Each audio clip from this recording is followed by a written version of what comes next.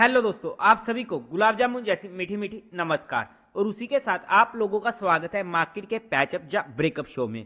आज के दिन हम डिस्कस करेंगे एक तो हमारी मार्केट को कैसी रह सकती है कल के दिन मार्केट की नीयत, और उसी के साथ साथ होने वाली है निफ्टी की इंपॉर्टेंट एक्सपायरी। तो वहां पर क्या हमें एक बड़ा मूव देखने को मिल सकता है, उसे हम स्टडी आउट करने की कोशिश करेंगे। और उसी के साथ साथ कल के दिन होने वाले 3 एसएमई आईपीओ की क्लोजिंग, तो वहां पर क्या रहेगा मेरा पर्सनल डिसीजन और क्या रहेगी उनमें रैंकिंग। तो वहां पर उन फैक्टर्स को भी स्टडी आउट करने की कोशिश करें किस तरीके से हम हमारे पैसे को मैनेज कर सकते हैं। तो अभी से इस वीडियो को लाइक और चैनल को सब्सक्राइब कर दीजिएगा। अगर हम सबसे पहले आज के दिन का एफआईआई और डीआई डाटा चेकआउट करते हैं तो डीआईआई ने आज के दिन 5900 करोड़ की बाइंग करी है, वहीं पर एफआईआई ने 6600 करोड़ की सेलिंग करी है। नेट में फिगर सेलिंग साइड का होने वाला है। अब अगर हम बात करते हैं सबसे पहले हमारे आईपीओ की, तो जैसा कि हमारी कल की वीडियो में बात हुई थी, कल की वीडियो को दोबारा से एक बार चेकआउट कर लीजिएगा। आपको वहां पर काफी कुछ सीखने को मिलेगा किस तरीके से कि हमारे पास कितना पैसा है और हम किस तरीके से हमारे पैसे को मैनेज करते हुए प्रॉपरली कौन कौन से आईपीओ को अप्लाई कर सकते हैं। इससे बेस्ट वो पार्ट इजीली नहीं मिलेगा कहीं पर भी आपको, जहां पर आप खुद से ही अपने बस गिनती के मैक्सिमम टू मैक्सिमम 3 से 4 मिनट देकर आप प्रॉपरली अपने आप को देख पाओगे कि मुझे कौन कौन से आईपीओ अप्लाई करने हैं और मैं इतने आईपीओ अप्लाई कर सकता हूं, और आपको वहां पर बहुत कम चांसेस है कोई दिक्कत आए। तो एक बार कल की वीडियो को चेकआउट कर लीजिएगा। अब अगर हम बात करते हैं कल के दिन जो 3 आईपीओ क्लोज होने वाले हैं, विंसोल इंजीनियरिंग, रिफ्रैक्टरी शेयर्स और फाइन लिस्टिंग का। हालांकि हमने रैंकिंग कल के दिन इन सभी आईपीओ में एक साथ बनाई थी, जो भी आने वाले टाइम में यानी कि कल के दिन और जो कल के दिन क्लोज हो चुके हैं 3 दिनों में कितने आईपीओ हैं, और उन सभी को इकट्ठे रखकर हमने रैंकिंग बनाई थी। बट क्योंकि कल के दिन 3 आईपीओ है तो उसके बेस पर अगर मैं रैंकिंग देने की कोशिश करूं तो विंसोल पहले पे, सेकंड पर रिफ्रैक्टरी एंड थर्ड पर फाइन लिस्टिंग होने वाला है। और आपको अगर बाकी जो यानी कि 10 तारीख को क्लोज होंगे टी गिफ्ट या फिर टीवीओ टेक या आधार हाउसिंग फाइनेंस, तो एक बार कल की वीडियो को चेकआउट कर लीजिएगा। अगर मैं तीनों आईपीओ में अपने पर्सनल डिसीजन की बात करूं, देखो अगर मैं अपने डिसीजन की बात करूं तो सबसे पहले अगर मैं विंसोल की बात करूं तो इस आईपीओ को मैं इजीली अपने हर फैमिली मेंबर के अकाउंट से अप्लाई करने वाला हूं। ये एक ऐसा आईपीओ था, जब इसकी आईपीओ रिव्यू वीडियो आई थी जहां पर हमने डिस्कस किया था कि ये नंबर 1 कैटेगरी में आता है। यहाँ पर क्या रहते हैं एक्सटर्नल फैक्टर जैसे कि सब्सक्रिप्शन, डिमांड, मार्केट का मूड मोड, मुझे उन चीजों से इस आईपीओ में फर्क नहीं पड़ेगा और मैं इस आईपीओ को इजीली अप्लाई करने वाला हूँ। तो उसी डिसीजन की रिस्पेक्ट करते हुए मैं इस आईपीओ को अपने फैमिली मेंबर के अकाउंट से अप्लाई कर रहा हूँ according to my risk factor. But आप लोग एक बार अपने रिस्क फैक्टर के अकॉर्डिंग अपने फाइनेंशियल एडवाइजर से कंसल्ट करके कोई एक्शन लीजिएगा।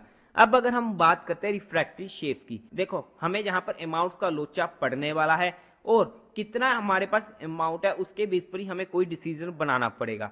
बट अगर मैं अपने डिसीजन की बात करूं या हमारे पास अच्छा खासा अमाउंट है, हमें दिक्कत नहीं है, तो एक ऐसा आईपीओ होने वाला है जिसे मैं अप्लाई करने वाला हूं मोस्टली, बट इन कंडीशन अगर मुझे एचएनआई की तरफ से मिनिमम 200x और क्वालिफाइड की तरफ से 100x का सब्सक्रिप्शन देखने को मिल जाता है, तो वहां पर मैं बीइंग एन अग्रेसिव होकर इस आईपीओ को इजीली अप्लाई कर दूंगा। अदरवाइज अगर मुझे उतना सब्सक्रिप्शन भी देखने को नहीं मिलता है और यहाँ पर मुझे दोनों साइड आधा आधा सब्सक्रिप्शन देखने को मिल गया कि लेट्स से एचएनआई में 100x का और क्वालिफाइड में 50x का, तो मैं यहाँ पर इस आईपीओ को बीइंग एन हाईली अग्रेसिव होकर अप्लाई कर दूंगा। ये मेरा इस आईपीओ में भी फाइनल डिसीजन होने वाला है।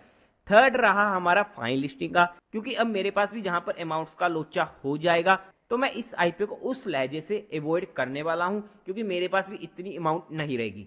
और वैसे भी ये हमारी इस आईपीओ की रैंकिंग का सबसे लास्ट पार्ट था, including all the IPO in upcoming next day और इन प्रीवियस डे। बट अगर मैं फिर भी बात करूं कि अगर मुझे तो अप्लाई करना ही है किसी भी कंडीशन में, तो वहां पर अगर मुझे इस आईपीओ में कम से कम एचएनआई की तरफ से 300x का सब्सक्रिप्शन देखने को मिल जाता, तो मैं वहां पर हो सकता था कि इस आईपीओ को अप्लाई कर दूं बीइंग एन हाईली अग्रेसिव होकर। ये मेरा माइंडसेट होता इस आईपीओ में अगर मेरे पास अच्छा खासा पैसा होता। बट ये तीनों ही आईपीओ में मेरा पर्सनल डिसीजन था, जो मैंने आप लोगों के साथ एजुकेशन पर्पस डिस्कस किया है। आप लोगों का जो भी डिसीजन हो एक बार अपने फाइनेंशियल एडवाइजर से कंसल्ट करके ही लीजिएगा, और कौन कौन सा आईपीओ आप अप्लाई करने वाले कमेंट सेक्शन में बता दीजिएगा। और अगर हम तीनों आईपीओ की जीएमपी की बात करते हैं तो विंसोल का तो हम क्या ही कहें, 250% के ऊपर का जीएमपी हमें देखने को मिल रहा है, रिफ्रैक्टरी का 50% का और फाइन लिस्टिंग का 16% के करीब का हमें देखने को मिल रहा है। बाय द वे जितने भी आईपीओ आज के दिन लिस्ट हुए तीनों आईपीओ, क्या ही वहां पर कोइंसिडेंस हुआ और तीनों आईपीओ में हमें इक्वली 90% का लिस्टिंग इन देखने को मिला। मतलब कि किसी को कोई भी आईपीओ मिला हो, जहां पर आईपीओ मार्केट ने कहा हम किसी के साथ भी कोई भेदभाव नहीं करेंगे और सभी को हम इक्वली पैसा अलॉट कर देते हैं। और उसी के साथ साथ वैसे जो लास्ट डे पर आईपीओ लिस्ट हुआ था यानी कि एमफोस का, उसमें भी हमें 90% का देखने को मिला था। अब ये कोइंसिडेंस इतना ज्यादा कैसे चल रहा है वो एक सोचने वाली बात है, but anyway profit is profit. और जिन लोगों को भी ये आईपीओ अलॉट हुआ और उन्हें अच्छा मुनाफा हुआ, उन सभी को कांग्रेट्स। अब अगर हम हमारी मार्केट की बात करते हैं तो उससे पहले अगर आप लोगों को म्यूचुअल फंड में या इंश्योरेंस सेगमेंट में कोई भी हेल्प की रिक्वायरमेंट है, या आप लोग चाहते हो कि being a mutual fund distributor हम आपका पैसा मैनेज करने में आपकी हेल्प करें, चाहे वो एसआईपी हो, एसटीपी हो, एसडब्ल्यूपी हो, बूस्टर एसटीपी हो या लमसम अमाउंट हो, तो आपको डिस्क्रिप्शन में मेरा नंबर मिल जाएगा, आप मुझसे कांटेक्ट कर सकते हैं, आपकी क्वेरी को जल्दी से जल्दी सॉल्व कर दिया जाएगा। अब अगर हम मार्केट की बात करते हैं, अगर हम आज की मार्केट की बात करें ना, आज की मार्केट ने सीरियसली परेशान किया है और दोनों साइड के स्टॉप लॉस हंट किए हैं। बट हमारा इंपॉर्टेंट लेवल था 240 का, जो इसकी 50 की मूविंग एवरेज होने वाली थी, जहां पर हमारा 2 बार स्टॉप लॉस हिट हुआ, जिसकी हमें रिस्पेक्ट करनी पड़ेगी। बट हमें जहां पर 1 बार, 2 बार और 3 बार अच्छी मूव भी मिल चुकी थी। तो ओवरऑल में अगर देखा जाए हम लॉस में तो नहीं रहे और एक अच्छा मुनाफा ही कमाया है अगर हमने प्रॉपर्ली पांचों ट्रेड्स को पकड़ा है। बट अब अगर हम कल की बात करते हैं, क्योंकि कल के दिन होने वाली है एक्सपायरी, और जनरली एक्सपायरी में प्रीमियम ईटिंग डे काफी ज्यादा रहता है। बट अगर हम ऑप्शन चेन डाटा को देखते हैं तो निचली साइड 22,200 का लेवल इंपॉर्टेंट बना हुआ है। अगर इसके नीचे जाती है और वहां पर पुट सेलर्स ट्रैप होते हैं तो नीचे की साइड की मूवमेंट हमें काफी अच्छी देखने को मिल सकती है, और अगर स्पेशली 2 बजे के आसपास हमें मूवमेंट देखने को मिलती है। सिमिलरली ऊपर की साइड अगर 22,400 का लेवल क्रॉस होता है और वहां पर कोल सेलर ट्रैप होते हैं तो वहां पर हमें ऊपर की साइड की भी अच्छी मूव देखने को मिल सकती है। मतलब कि अगर मार्केट इस टाइम के डाटा के अकॉर्डिंग 22,200 और 22,400 किसी भी रेंज को तोड़कर निकलती है और वहां पर 15 मिनट भी सस्टेन कर गई, तो वहां पर हमें एक अच्छी हीरो जीरो ट्रेड देखने को मिल सकती है।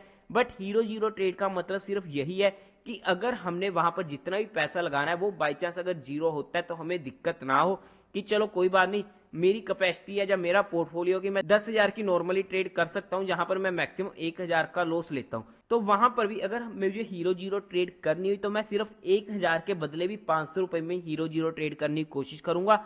हमें उस तरीके से अपने पोर्टफोलियो को मैनेज करना आना चाहिए।